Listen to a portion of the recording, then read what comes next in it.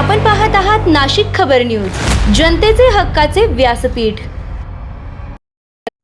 नाशिक शहरात मोटरसायकल चोरी करणाऱ्या टोळीचा पंचवटी पोलीस ठाण्याच्या गुन्हे शोध पथकानं पर्दाफाश करत उल्लेखनीय कामगिरी बजावली आहे। या कारवाईत 2 आरोपींना अटक करण्यात आली असून 2 विधी संघर्षित बालकांचा सहभागही समोर आलाय। आरोपींकडून एकूण 6 मोटरसायकली हस्तगत करण्यात आल्या असून सुमारे 2,25,000 रुपयांचा मुद्देमाल जप्त करण्यात आलाय। 15 फेब्रुवारी रोजी अयोध्या नगरी अमृतधाम परिसरातून मोटरसायकल चोरीस गेल्याची घटना घडली होती।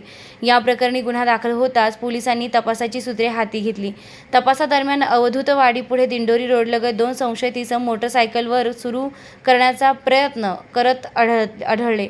पोलिसांनी तात्काळ त्यांना ताब्यात घेऊन चौकशी केली असता सूरज मुन्ना धोत्रे, तेलंगवाडी फुलेनगर पेठ रोड आणि राज सुभाष धोत्रे, वडारवाडी पेठ रोड अशी त्यांची नावे निष्पन्न झाली।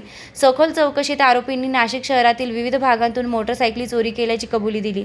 त्यानुसार Hero Honda HF Deluxe, Hero Xtreme 125, Bajaj Pulsar, Bajaj Discover, Hero Splendor, Activa अशा एकूण 6 गाड्या जप्त करण्यात आल्या। ही कारवाई पोलीस आयुक्त संदीप कर्णिक, पोलीस उपआयुक्त परिमंडळ 1 मोनिका राऊत, सहाय्यक पोलीस आयुक्त पंचवटी विभाग शेखर देशमुख व वरिष्ठ पोलीस निरीक्षक गजेंद्र पाटील यांच्या मार्गदर्शनाखाली पार पडली।